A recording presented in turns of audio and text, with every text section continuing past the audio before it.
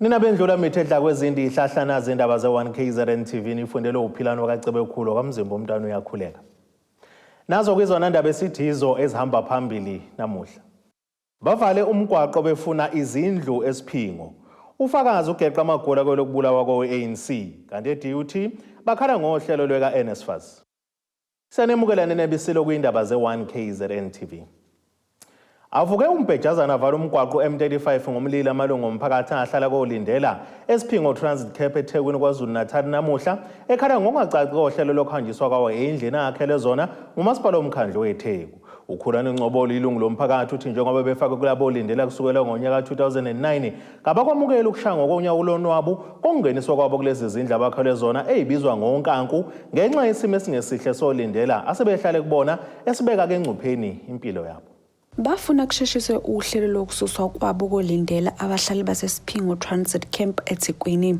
Lo mphakathi uvuke umbhejazane wabhekisha njengoba usola umasipala iTheku ngokungahambisi ngohlelo obathembise lona ngokususwa kwabo lapha.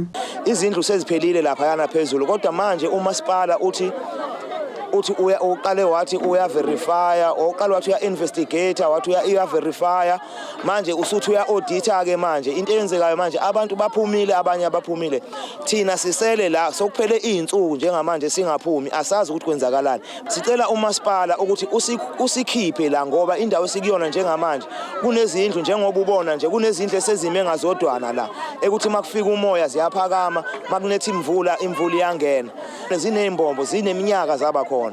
So into sicelayo thina nothing else singena sishisa umgaqo njengoba siyazi ukuthi yilona izwi elizwakalayo kumasipala leli. Unless senze lokhu uyakwa akafiki simcela ngamcela unyaka wonke akafiki. Uphazamiseke ukuhamba kwezimoto emgwaqweni we-M35 amalungu omphakathi kanye nabafundi balibhada ngonyawo. Ngokuthola kweziko lezindaba laba abahlala lapha basuswa eyindaweni ezifana nomlazi ngenkathi kuzokwakhiwa inkundla yezemidlalo kanye nenxilethela yezitolo iselovu nakwezinye izindawo ngonyaka u2009. Okusiphatha kakubi kakhulu kunabantu abashonelweyo bathi umasipala ama-beneficials ngiyazi azithola izindlu ngoba indlu kamasipala ayilona ilifa. Akukho ekubonakalayo kuthina even emsebenzini angesikwazi nje ukusebenza indlela esine trauma ngayo ngoba izindlu zethu siyazibona and esikusabayo zibhaliswe nge-ID number yomuntu zaphinde futhi zabhaliswa ngegama lomuntu mangaba idliwe indlu yakho ngeke usayithola ndawo. Abaningi bethu abasele la kwakufanele ngabe bahambe baye khona basala la abazange bahambe. Kwakufanele ngabe bahambe baye Lovu basala la abazange bahambe. Njengoba sekwenzeka into eyenzeka kule project ela ebisuka indlu ngesiza sakho phansi ekugcineni sekuthiwa luyamufuduko ngaphandle kwesizathu ekubeni yayakhiwe approviwe sekuthiwa manje kunezinkinga. Okusiphatha kakubi kakhulu kunabantu abashonelweyo bathi umasipala ama-beneficials ngiyazi azithola izindlu ngoba indlu kamasipala ayilona ilifa. Okwesibini kunomama owabhidlizelwa indlu yakhe walala 48 hours emnyango. Kuyimanje akakahanjiswa endlini yakhe. Izindlu ziphelile zonke siphila kabuhlungu lana. Amaphoyisa kanye nezicishamlilo basebenze kanzima ukuzama ukuhlakaza lo mphakathi kanye nokukhuculula lo mgwaqo. Bathi ke zimbili izikhawu besala ngaphandle ukufakwa ezindlini ngakho okwenzekayo kwenza ke babe novalo lokuthi bazophinde basale ngaphandle. Abaningi bethu abasele la kwakufanele ngabe bahambe baye khona basala la abazange bahambe. Kwakufanele ngabe bahambe baye Lovu basala la abazange bahambe. Njengoba sekwenzeka into eyenzeka kule project ela ebisuka indlu ngesiza sakho phansi ekugcineni sekuthiwa luyamufuduko ngaphandle kwesizathu ekubeni yayakhiwe approviwe sekuthiwa manje kunezinkinga. Sesiyasola ukuthi okwasishaya ekhonobhe nokwasishaya eLovu kuyasiphinda manje. Imizamo yokuthola ukuphawula kamasipala iyephunzile. Ezindabeni ze1KZNTV kube kuntombi khona Mvubu eThekwini. Inkantolo enkulu eThekwini KwaZulu-Natal namuhla ilalele ukuthi abasolwa ababili kungumxolisi Cabashe uNtokozo Ndlela kanye nomufi ukhansela uMinenhle Mkhize we-ANC omakhala ekhukhwini babo bagcina sebedonsa endaweni eyodwa ngelanga nangesikhathi okwadutshulwa ngaso uMkhize. Lokhu kuvele ngofakazi wesikhombisa ophiko lwamaphoyisa osebenza ngokucwaninga kokusebenza komakhala ekhukhwini njengoba kuqulwa ke icala lokubulawa kaMkhize. uMkhize wadutshulwa wabulawa ngoMasingana ka2022 kuward 103 eCliffdale eThekwini.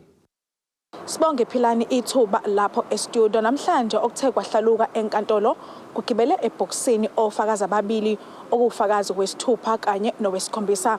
Ufakazi wesithupha yena uyilungu le-ANC khona ka-Ward 103 njengoba umphenyi wecala kanye umshushisi embuze kabanzi mayelana nomqhudelwano owawukhona ngaphambi kokhetho lohulumeni basekhaya ngaphambi kokuthi uMkhize okuyena khansela angene lesi sikhundla.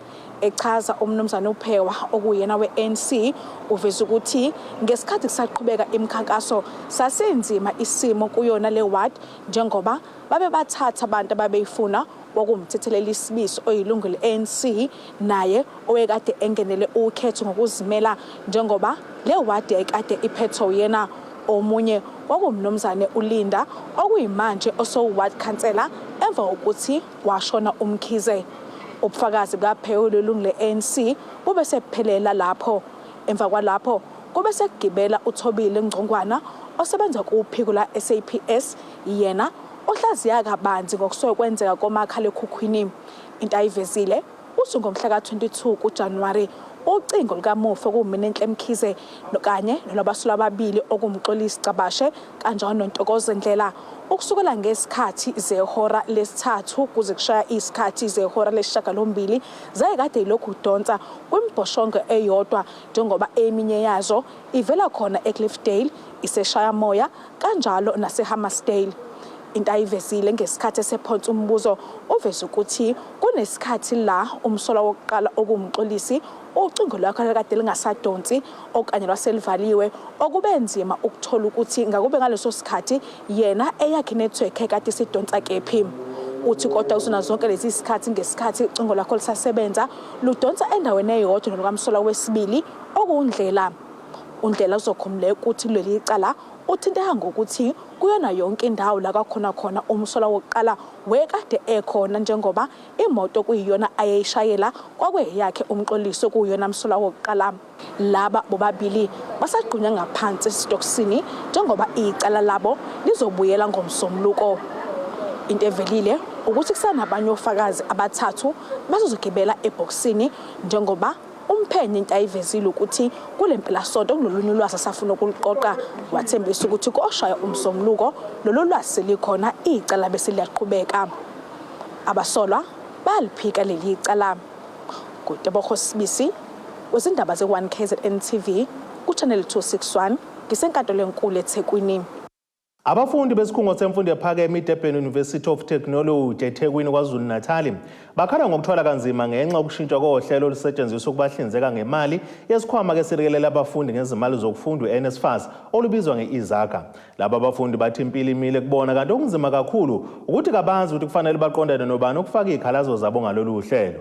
Lokhu kuvele ngesikhathi kunombhikisho wenhlangano yabafundi edla ngakhezolunyeni EFF okuyi-EFF Student Command nalapho behambise khona uhlu lwezikhalazo zabo kubuholi bale nyuvesi.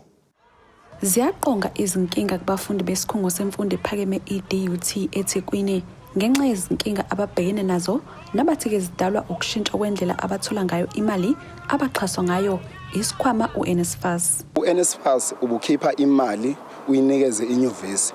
Inyuvesi kube yiyona ezokhipha imali because iyabaza abafundi bayo aba-registered naba-coded with NSFAS. Inyuvesi ikhipha imali inikeze abafundi ifake kuma-account wabo. So uNSFAS wasuthatha isinqumo across ilokhozi South Africa konke ama-institutions kwathi uney'nkampani ezikhona ezozithatha okuzoba izona ezidispense ama-allowances ezikhipha iy'mali zabafundi zokuthi bedle inikeze ilokhozi inikeze straight iye directly kumfundi. So into esishintshayo manje ukuthi imali awusayitholi from university, awusayitholi imali from ilokhozi university, usuyithola direct from ilokhozi uNSFAS through the middleman company le efakiwe of which it's Izaka here in DUT. It's not only Izaka lama companies, there's Izaka, Co-Invest, Norako, Tenetech yabo. So ama institutions but thina here in DUT sihlaselwe Izaka. So Izaka, it comes with many problems esibhekene nawo njengamanje. Abafundi abayitholi imali zabo. Uma uyitholile umfundi mhlambe iyashota, uyitholile iyashota. Omunye mhlambe akwazi ngisho nokuthi ayikhiphe. You can't even utilize khona abantu abanezimali emakhadini. Abanye iyavela kwi-app kodwa manje ayikhipha ekhadini ithi ayikho, maligwinyeka ikhadi ayikho indawo lapha angakwazi ukuthi alungise khona. Izaka uhlelo lwezobuchwepheshe besimanje manje oluvumela abesikhwama esilekelela abafundi ukuba bafake imali ngqo kubafundi ngaphandle kokuyidlulisa ezikhungweni zemfundo ephakeme. Ngokuthola kweziko lezindaba kwakulindeleke ukuba liqalise ukusetshenziswa ngenyanga uNhlangulana lolu hlelo, kepha ngenxa yezingqinamba kwahlehliselwa inyanga uNtulikazi. Nakuba kwakuhloswe ngalo ukuba lwenze izinto lula, abafundi bakhala ngezinkinga ababhekene nazo ngenxa yalo. Mina bengino NSFAS, ngithe sengiyabona makuzophela isemester sekuthiwa I'm defunded. Angisakwazi ukuthi ngithole NSFAS futhi ngiqhubeke and angazi ukuthi ngizohlala kanjani because namanje besilala la ngaphandle kwamanye ama-res sicuphiswa ezinye ingane. Abokumanje anginayo imali, ngisuke ekhaya, ngasekhaya banayo imali ukuthi ngafike ngithole igrosa ngidle. How come ngizokwazi kunama-test abhalwayo amasapho, angikwazi ukuthi ngavuka ekuseni ngingadlile ngingenandawo yokugeza, ngizohlambe laphi, ngizothini, ngizobanhlulini kanjani ngeklasini phakathi kwezinye ingane. Abanye ababemele bebuye for second semester bezothola ama-res, uthola ukuthi umuntu uhlala emakhaya inetwork akanayo, leyo link leyo siyivuliwe ukuthi u-apply res for second semester izovula for usuku olulodwa. Futhi mhlawumbe izothi mase ithola network yazama uapply sevaliwe, mase buya la e-duty ethi uzofuna i-res etshela ukuthi i-link seyavala ngekhona ukuthola i-res ngenxa yokuthi i-link kade yavala and ayikho into azosizakala ngayo baqedile lapha kukho okunye. Kuzokhumuleka ukuthi phambilini abafundi bebebamba imbhikisho bekhala ngazo izinkinga zokungafakelwa ngesikhathi imali abezikhungo kanye nesikhwama. Kulo mbhikisho bavezeke ukuthi bafuna inyuvesi iphumele obala ukuthi ke iyalwesekana lolu hlelo. The university must issue out a stand ukuthi are they in agreement with that thing of direct payment. Tina, we are going to continue to keep pressure here in this university. And must fake pressure like the university. We are expecting the university to be able to instill pressure towards to NSFAS and DHET because they are in good terms, they are communicating with them. The SRC has been sidelined ukuthatha zonke lezi inqumo lezi. Imizamo yokuthola ukuphawula kwesikhungo iyiphunzile. Ezindabeni ze-1KZNTV kube kuntomkhona Mvubu eThekwini. Lishaqisa abaningi ikhansela le-ANC uLindokuhle Ndlovu okwa-13 umasipala uMhlathuze empembeni enyakatho KwaZulu-Natal ngokwesula izigubhukane. Kuzokhumbule ukuthi leli ikhansela ngeviki eledlule lasinda kade lihlaselwa abantu abangaziwa abazama ukulidubula kodwa ke lagcina lukwazi ukuthi ke lisinde. Emva kwalokho kumasipala uMhlathuze waphakamiswa bake lihlinzekwe ngabaqaphi. Silokhu sinywe njalo isibalo samakhansela kaKhongolose abonakala esula ezikhundleni ngenxa yezizathu ezahlukene, ezinye zazo ezihlanganisa ukusabela impilo yawo njengoba kube nesigameko zokuhlaselwa. Kamuva nje kusule ukhansela uLindokuhle Ndlovu okwa-13 empembeni ngaphansi kwamasipala uMhlathuze. uMhlathuze uzokhumuleka ukuthi ubuswa ngokubambisana phakathi kweqembu le-AFP kanye namanye amaqembu. Umasipala uMhlathuze ukhipha istatement esiveza ukuthi leli ikhansela selisulile esikhundleni emva kokusabela impilo yalo. Kanti umuntu ozobhekelela leya ndawo okuwa-13 kuzoba usomlomo uTobias Gumede kuze kuba nokhetho lokuchibiyela. Ngakolunye uhlangothi unobhala kaKhongolose kwisifunda iMusa Dladla uNathi Xulu uthi kuze kube imanje bebengakuyitholi incwadi yekhansela uNdlovu yokuthi usesulile njengekhansela. Uxolo uveze ukuthi bazophawula uma sebethole incwadi. Besingakatholi lutho oluqhamuka kwikhansela lethu lasewa-13 uKhombethu Lindo eshoyo ukuthi uresign njengekhansela le-ANC. Nathi as ANC eMusa Jaja sibone istatement esikhishwa umasipala waseMhlathuze. Asikaze-ke sikuthole kuyena umfowethu Lindo ukuthi usesulile. Isigcina nje khuluma naye wakukhulunywa ngokuthi akaphephile nje ezanywa ukubulawa. Sathumela amakhansela ukuthi ayombona i-caucus yaseMhlathuze. Ngaba nama-arrangement ukuthi fanele sibonane ngenxa yebhizi by-election kwakulokho kusiphambana soba-2 kodwa angikatholi lutho njengamanje apha until kube khona incwadi eshoyo ukuthi useresign njengekhansela le-ANC sizokwazi ukukhomenta. Kulendele ukuthi inhlangano ezimele yengamele ukhetho kuleli i-Independent Electoral Commission IEC ngamafuphi imemezela usuku lokhetho lokuchibiyela emva kwezinyanga ezintathu.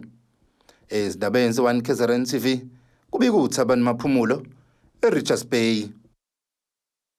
Ake sithi shelele itolweni nebesilo sobuye sibuye nezinye izindaba.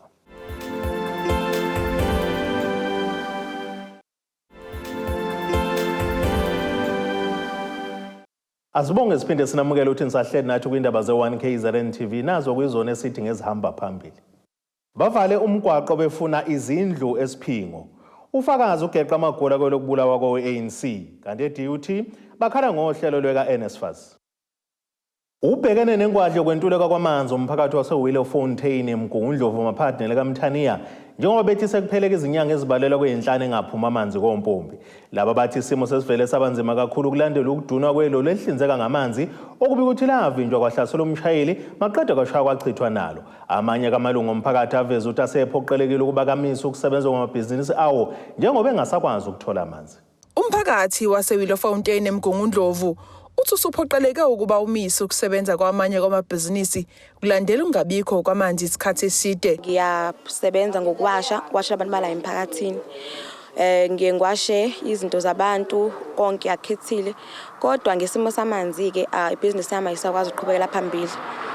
Sukela ngoMarch amanzi asinawo kuze kube manje. Amanzi asinawo for 5 months manje.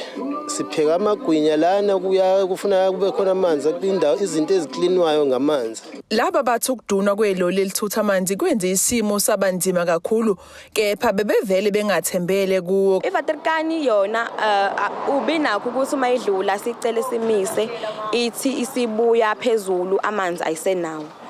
Njengoba sekusizwile nokuthi la ngaphezulu eSoweto eWillow phezulu bayibambile iveterkani bamlimaza nomshayeli nabanye amaveterkani basho sebeyasaba ukuza la endaweni yethu. Ngalokho ke amanzi ke nje okusho ukuthi sazoba isikhathi eside singabi nawo. Ivaterkani thina abesingayitholi noma ngabe sekuthiwa isize yabanjwa inkunzi kona ke ukubanjwa kwenkunzi ivaterkani kubi kakhulu ngoba akucinanga ngevaterkani kuphela. Umkhonyane wendodakazi yami nje ngesame day ivaterkani ilahlekile kuyawabanjelwa itruck naye. Ikhansela uSibumkhize uthi zikhona izinhlelo zokubhekana nengqalazizinda. Abantu bahleli ibudengwane nje abanawo amanzi ngenxa ukuthi kunezigilamkhuba eziphume inqina ukuthi ziphuce abantu noma zihlukumeze umphakathi ngoba uma untshontsha ivaterkani ushuthi following day abantu bazophuzana ngoba phela ivaterkani yabo iallocatele bona. Lokho kuyisihluku esibi kodwa nje umasipala unazo izinhlelo ozama ukulungisa ngazo isimo sokuthi abantu bangasokoli ngenxa yokuthi kube negilamkhuba ezibahlukumezile. Kodwa ke nomuntu engeke azichaze izinhlelo umasipala azosebenzisa ukugwema isimo esenzeke ngesonto elidlule kodwa nje zikhona izinhlelo ezenzakalayo. Umkhize uthi kunabantu abathekemeza ingqalasizinda yamanzi. Kunabantu abayigilamkhuba umsunduzi municipality wonkana abahambe befike bavale amavalve ukuze abantu bangawatholi amanzi. Ngikhuluma nje namhlanje khona abangifonelile ngakaTomi ngasesikoleni bakhala ngokuthi amanzi baneyinsuku ezimbi engaphumi kodwa amanzi sazi ukuthi akhona amanzi avaliwe kunegilamkhuba. Okunye kusikhungethe kakhulu abantu abazixhumelayo amanzi athi engakafiki edamini la esuka kho eyoqala khona mase ebantwini abantu bawabhobose kakhulu amanzi agcine engasafiki edamini. Amaphoyisa esifundazwe KwaZulu-Natal asiqinisekisile isigameko. Ezindabeni ze-1KZNTV ngu-Ayanda Dube ngiseWillowfontein eMgungundlovu. Abaholi bendabuko abangaphansi komasipala waseMvoti eMgungundlovana nezindawo ezakhele bakuthakasele kakhulu okwenziwa umasipala kule ndawo ukuhlanganyela nawo njengoba ke imeya kuPhilani Mavundla yethule khona kuhlelo lokuxhumana namakhosi nenqubekela phambili lo masipala. Amakhosi nezinduna zedluliseke ingqinamba ababhekene nazo kumadwabo. Lo masipala kuqoka usotho ebhola omkhandlu uzwakushiwo Ndlovu ukuba abe ngumxhumanisi womkhandlu kanye ke nabaholi bendabuko. Azwakalisa ukubonga amakhosi ngaphansi kamasipala uMvoti njengoba ubuholi balo masipala buhlanganyele nawo ukudingida inqubekela phambili kanye nokulethwa kwentuthuko emphakathini. Inkosi uThandazani Dlomo uthi kuya phambili konke kuzolunga. Umhlangano wanamhlanje besibizwe umeya nguzumnandi kakhulu ngoba uyangikhulula ngaphakathi. Ngoba mawufuna ukuphatha abantu bonke kusuke kwabakho Kufanele abantu basho bonke abakufunayo ukuthi kwazi ukusebenzisana nawo. Ngiyacabanga ukuthi kuya phambili konke kuzolunga ngoba zonke kathi sikhuluma khona umeya uyizwile ikhalo zethu. Uqhube ngokuthi amakhosi sekukaningi enziwe izichuse kodwa uyathemba ukuthi ngeke kuphinde kwenzeke. Thina amakhosi kwenziwa noma yini endaweni yethu. Ngathi asilutho. Ubona kufaka intuthuko kungadlulwanga kuwena. Kodwa mase kunakele yonke into ibuye kuzobuzwa emakhosini ukuthi khubhulani lomlilo. Yabona konke lokho akusiphathi kahle kodwa ngikubekile bakuzwa ngiyacabanga ngeke kuphinde kusenzeke. Kanti induna yesigodi sakwaGcothoyi iveza ukuthi lokhu kuyaqala ukwenzeka.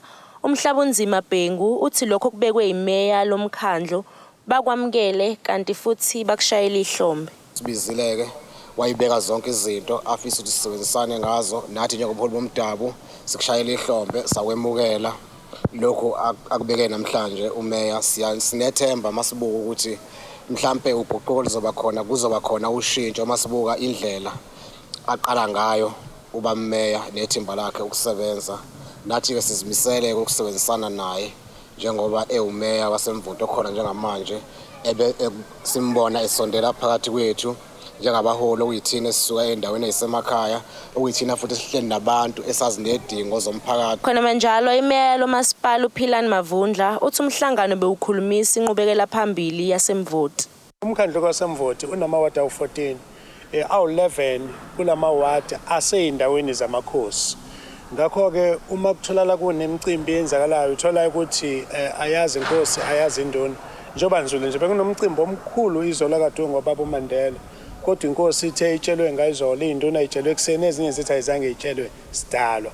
Umhlangano kwanamhlanje bokuthi sihlele phansi nezinduna nabondaba ezitha sivumelana indlela eyaphambili. Kanti uphinde waveza ukuthi baqokusotswebha lomkhandlu uzwa kushiwo Ndlovu ukuthi abe ngumxhumanisi phakathi komkhandlu kanye nabaholi bendabuko. Lesikwenzileke njengomvoti senze into engakaze yenziwe ndawo.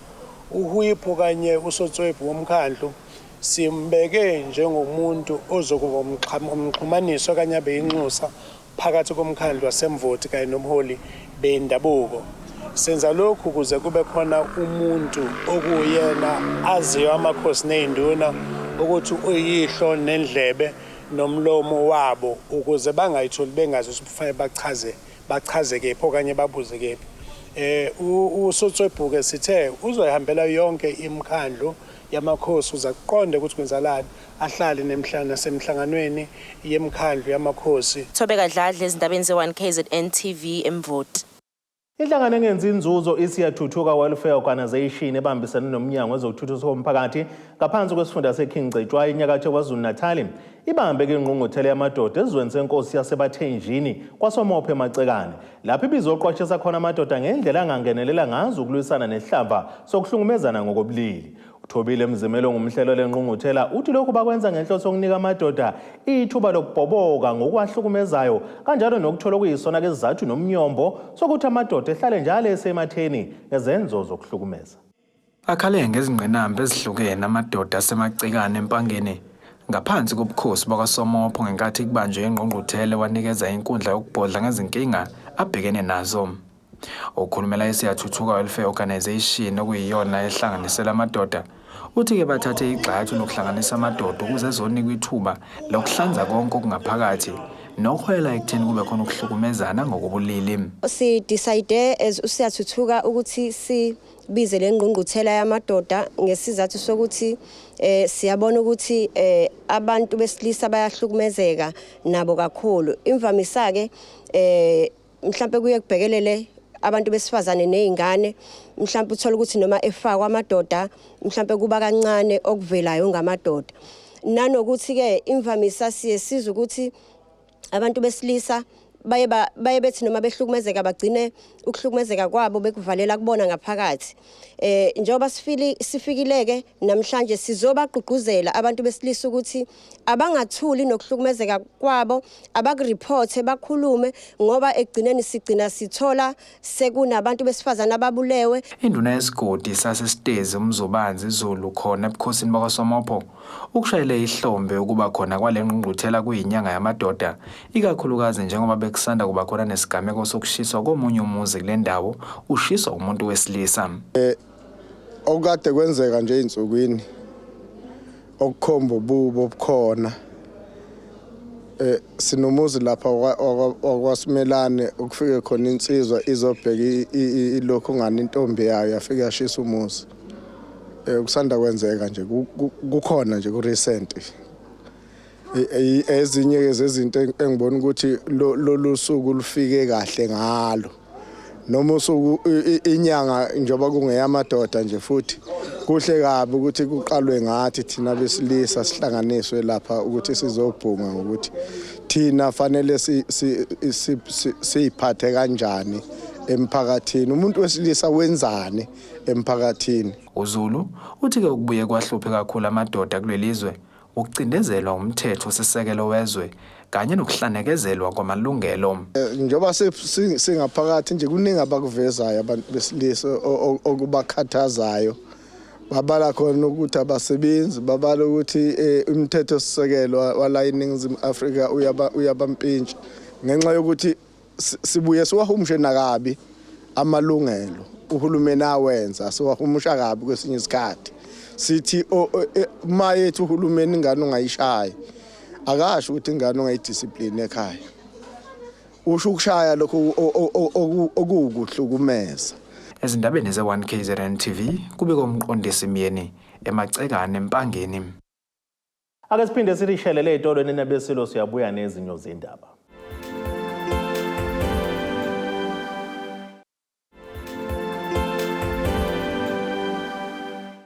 Asibonge siphinde sinamukele ukuthi nisahleli nathi kwindaba ze1KZNTV. Nazo kwizona esifolo sangazo namuhla. Bavale umgwaqo befuna izindlu Esiphingo. Ufakazi ugeqa amagula kwelokubulawa kwe-ANC kanti eDUT bakhala ngohlelo lweka NSFAS. Ake sibheke engosini yezomnotho.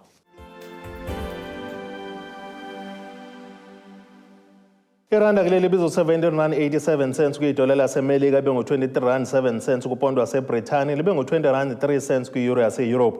Tenge egolidi me $1,980.59 cents ounce. Uthi intengo kawo longahluziwe yona ibe ngu $79.46 cents umphongolo. Ake sibheke engosini yezemidlalo.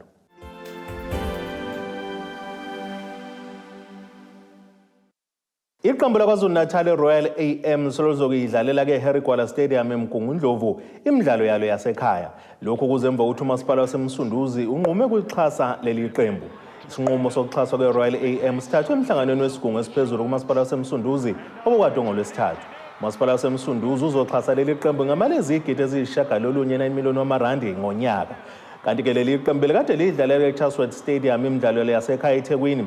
Kanti uMsunduzi unqume ukuthungatha iqembu elizodlalela imidlalo yasekhaya eHarry Gwala eMgungundlovu emva kokudliwa yizembe kweMaritzburg United okuyiyona ebekade isebenzisa lenkundla. Ake sibheke nasi isimo sezulu esingalindeleka.